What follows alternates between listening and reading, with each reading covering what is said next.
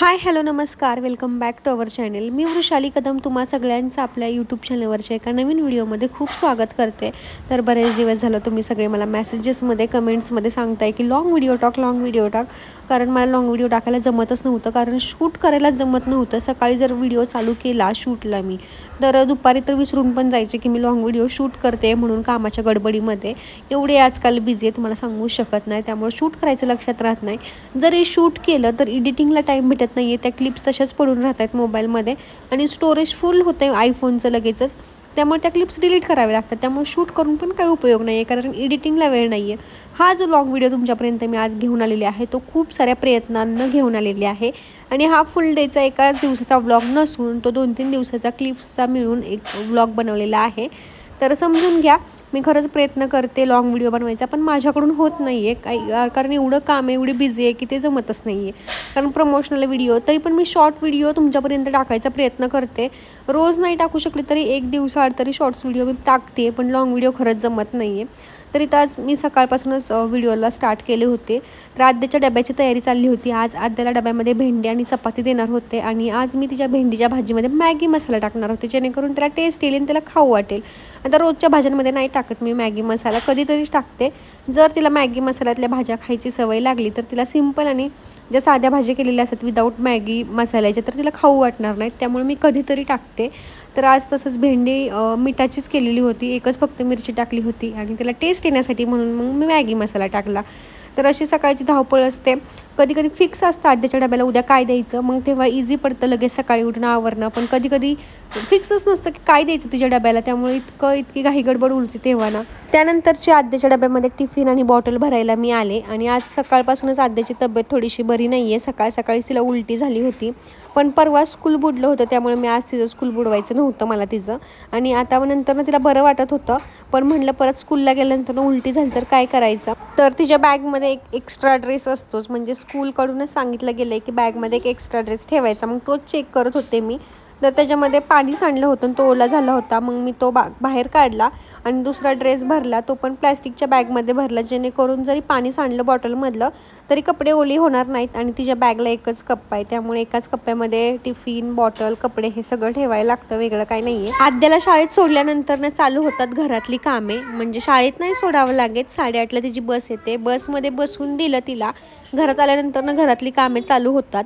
तर आमच्या घरातला हा असा सोफा म्हणजे एक चेअर आहे, ज्याच्यावरती घडी घातलेली कपडे, काढलेली कपडे, धुवून आणलेली कपडे सगळी एकाच ठिकाणी टाकली जातात आणि असा सगळा ढिगारा दिसतो तो. तर मी घडी घातलेली कपडे तिथेच ठेवलेली होती आणि त्याच्यावरती पुन्हा धुवून आणलेली कपडे टाकली आणि सगळे ती विस्कडलेली आहेत. आणि काय शोधायचं म्हणलं की तिथं सगळं विस्कडलं जातं, त्यामुळं घडी घातलेली कपडे पण विस्कडली आणि असा मोठा ढिगारा होत गेला. म्हणजे थोडी असतानाच जर मी व्यवस्थित परत ठेवली असते तर एवढा ढिगारा साठलाच नसता. मग आता आज खूपच साठला होता आणि ते विचित्र दिसत होतं, म्हणून मी घडी घालायला घेतली. तर जेवढ्या स्पीडनं मी घडी दिसते घडी घालताना, तर तेवढ्या स्पीडनं मी घालत नाही आहे. हा सगळा ढिगारा साफ करण्यासाठी म्हणजे घडी घालण्यासाठी मला जवळजवळ अर्धा ते पाऊण तास गेलेला आहे. तरी पण आद्याच्या कपाटामध्ये सुद्धा एवढा स्टफ म्हणजे एवढं सगळं कोंबून भरलेलं आहे ना, ते पण मला म्हणजे व्यवस्थित ठेवायचं आहे. पण आद्याचं कपाट जर आज मी साफ करायला घडी घालायला काढलं तर इतका वेळ जाईल, मला जवळजवळ 2 ते 3 तास जातील. कारण एवढे छोटे छोटे कपडे आहेत तिचे, ते सगळ्या प्रत्येक छोट्या कपड्याची घडी घालायची म्हटल्यानंतर खूप वेळ जातो. आद्याची कपडे घडी घातली खुर्चीवरची आणि तसेच आहे असे कपाटामध्ये ठेवून दिलेले आहेत. बघू आता जेव्हा वेळ भेटेल तेव्हा मग तिचे पण सगळं कपाट वगैरे व्यवस्थित क्लीन करणार आहे. त्यानंतर आले मी हॉलमधला पसारा साफ करण्यासाठी. तर ही जी गादी आहे मी मागवलेली ऑनलाईन, ती मी हॉलमध्येच ठेवलेली आहे, जेणेकरून मम्मीला आणि आद्याला झोपायला येईल. माझा फ्लॅट 2 BHK आहे, पण मम्मीला बेडरूममध्ये झोपण्यापेक्षा इथं हॉलमध्ये झोपायला भारी वाटतं, कारण आम्ही जास्त वेळ हॉलमध्येच असतो. मग तिला बरं वाटतं. मग दोघीजणी मम्मी आणि आद्या हॉलमध्ये झोपतात. आणि पहिल्यांदा मी आद्याला स्कूलमधून सोडून आली की हॉलच क्लीन करते, कारण कोणी जरी पाहुणे आले गेस्ट आले तर ते हॉलमध्येच पहिल्यांदा येतात, त्यामुळे हॉल क्लीन असला की आपल्याला काही वाटत नाही. तर ही जी गादी आहे फ्लो मॅट्रेसची आहे आणि मला ह्या गादीविषयी बऱ्याच जणांनी विचारलेलं आहे की कुठून मागवली आहे. तर ही फ्लो मॅट्रेसची अँटी ग्रॅव्हिटी गादी आहे. त्याची लिंक मी तुम्हाला डिस्क्रिप्शनमध्ये देईलच, तिथून मी मागवलेली आहे. ह्याच्या मोशन आयसोलेशन टेक्नॉलॉजीमुळे एका साईडला जर तुम्ही ग्लास पाण्यानं भरून ठेवला आणि दुसऱ्या साईडला उड्या मारल्या तरी ते हलणार नाही, एवढा कम्फर्ट आहे याच्यावरती. आणि याच्या 3D एअर टेक्नॉलॉजीमुळे हे नॉर्मल टेम्परेचरपेक्षा 5 डिग्री कूलर राहतं, त्यामुळे गरमीमध्ये सुद्धा कसलंच टेन्शन नाही. आणि हे ब्लड सर्क्युलेशन इम्प्रूव्ह करतं. जरी बाय चान्स तुम्हाला नाही आवडली तर ह्याची 100 डेज रिटर्न पॉलिसीसुद्धा आहे आणि 10 वर्षाची वॉरंटीसुद्धा आहे. पण आवडणार नाही तुम्हाला असं कधी होणारच नाही आहे. जर तुम्हाला सुद्धा ही गादी मागवायची असेल तर नक्की मी डिस्क्रिप्शनमध्ये लिंक देईल, तिथे तुम्ही जाऊन ही गादी ऑर्डर करू तुम्हाला साईडला मी व्हिडिओ दाखवेलच, जेव्हा आम्हाला गादी रिसीव झाली होती तेव्हा कशी पॅकेजिंग होऊन आली होती. तर खरंच खूप सुंदर आहे. तुम्हाला जर मागवायचे असेल तर माझ्या डिस्क्रिप्शनमध्ये मी लिंक देईल, नक्की मागवा. आणि खरंच तुम्हाला खूप आरामदायी आणि छान झोप हवी असेल तर just go with the flow. हॉलमधला आणि सगळ्या रूममधलं माझं आवरून झाल्यानंतर मग मी आंघोळीला गेले. त्यानंतर लगेचच कपडे पण धुवून टाकले. माझी खूप दिवसापासूनची सवय आहे, आंघोळीला गेले की कपडे पण धुवून यायचं बाहेर. आणि आमची काय रोजची कपडे एवढी नसतात, कधीतरी पडली तर खूप एकदम पडतात. तर ते कधी पडतात कारण मला माहीत नसतं विकीच्या जीन्स धुवायचे आहेत का नाही, आणि तो जिमला गेलेला असतो मी कपडे धुते तेव्हा, त्यामुळे तो टाकली कपडे की त्याची एकदम तो टाकतो. त्यामुळे एकदम अचानकच आठवड्यातून एकदा किंवा 15 दिवसातून एकदा असे कपडे जास्त पडतात, नाही तर रोज एवढी कपडे नसतात. मला जे वाटतं की त्याला धुवायला लागेल त्याचे कपडे ते मी धुवून टाकते. आणि विकीचा आणि माझा आवरायचा टाईम एकच होतो, त्यामुळे तो बेडरूममध्ये आवरतोय आणि मी दुसऱ्या बेडरूममध्ये आले आवरायला. दोघं आरशासमोर एकत्र असलो ना आमचं सुचतच नाही ना, आमची भांडणं होतात म्हणजे होतातच. त्यानंतर महत्त्वाचं म्हणजे मी नाश्ता करायला आले. तर इथं नाश्त्यामध्ये काय बनवायचं म्हणून अंड्याची पोळी बनवली होती, कारण विकी दररोज त्याच्या डाईटसाठी म्हणजे अंडे आणतो. आणि मग त्याला मी सांगितलं होतं की आज एक अंडं माझ्यासाठी ठेव, उकडू नको, तो उकडून खातो, मला अंड्याची पोळी खायची आहे. मग मी अंड्याची पोळी छान असा चहा केला. घरातून बाहेर खाऊन पडलं ना मग लगेच कामाला एनर्जी पण येते आणि काम पण करू वाटतं, नाहीतर उपाशी पोटी बाहेर पडलं की त्या भुक्याच्या नादात कामसुद्धा व्यवस्थित करू वाटत नाही. असंही स्टाफसाठी नाश्ता असतो, तिथं गेल्या आम्हाला जर भूक लागली परत तर मी पुन्हा तिथं नाश्ता पण करते, पण घरूनच तरी पण मी खाऊन जायचा प्रयत्न करते, कारण कधी कधी एवढं काम असतं की मग खायला पण वेळ भेटत नाही. त्यामुळे पोटभर नाश्ता केला की तोपर्यंत त्याचं आवरत होतं. त्याचं एवढं मोठं डाईट असतं ना, हे खायचं ते खायचं, प्रोटीन शेक प्यायचं, त्यामुळे त्याला भरपूर वेळ लागतो. त्यानंतर आम्ही आलो हॉटेलवरती आणि हॉटेलवरची कामे चालू झाली, म्हणजे यादी काढायची सगळ्या बाजाराची. मग विकी बाजार आणायला जातो, त्यानंतर मी मग हॉटेलवरती कामे करत बसते. तर आज आला होता ताक, लस्सी आणि कोल्ड्रिंकचा स्टॉक, मग तोच मी लावून घेत होती.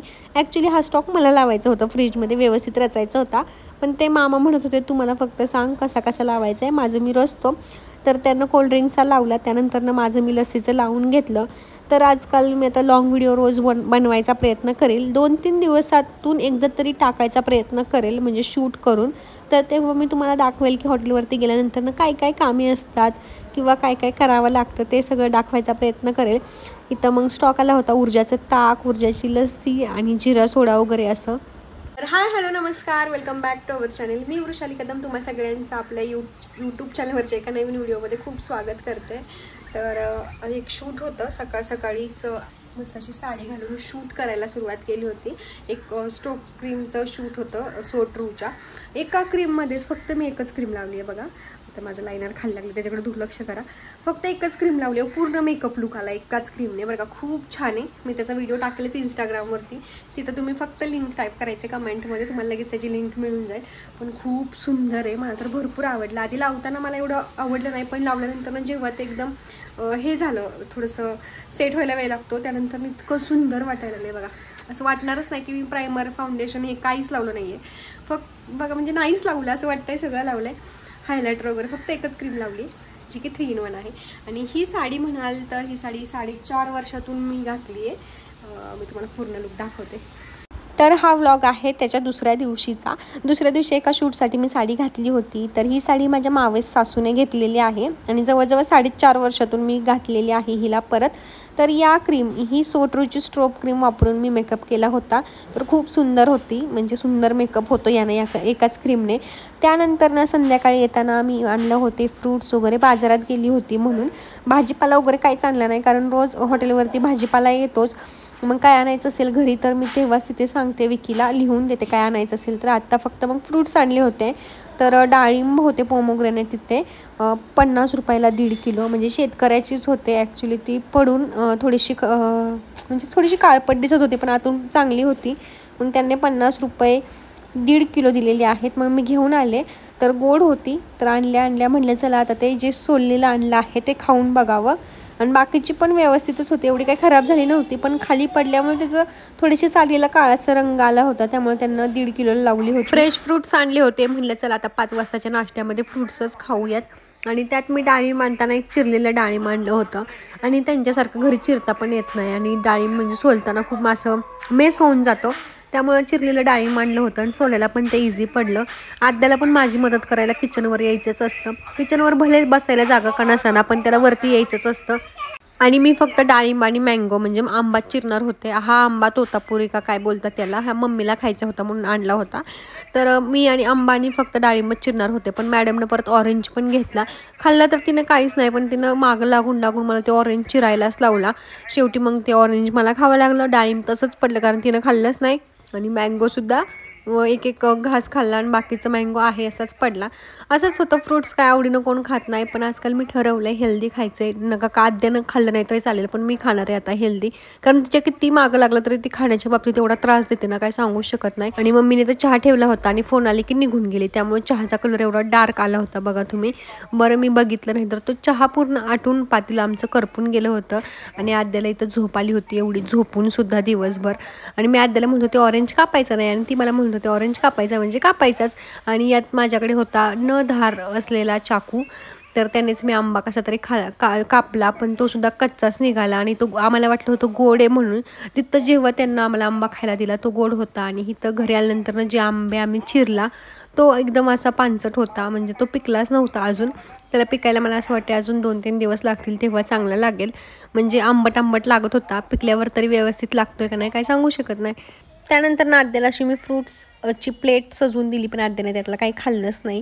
त्यानंतर आम्ही हॉटेलला जायला निघालो 7 वाजता. वातावरण बघा किती सुंदर झालं होतं. असं वाटत होतं की असे छान वातावरणात लाँग ड्राईव्हला जावं, पण ते पॉसिबल नव्हतं कारण हॉटेलवर जायचं होतं. आम्हाला जरी कामानिमित्त कुठे बाहेर जायचं असेल ना हॉटेल सोडून, तरी पण खूप जास्त ॲडजस्टमेंट करून जावं लागतं, कारण आमच्या मागे पाहायला कोणच नाही आहे घरातलं. त्यामुळे तर संध्याकाळी येताना आईस्क्रीम आणलं होतं, पण आद्या झोपली होती, आद्यासाठी आणलं होतं. आणि रोज रात्री मी हॉटेलवरून घरी आल्यानंतर 11-12 वाजता सिरियल बघूनच झोपते, त्याशिवाय झोपत नाही.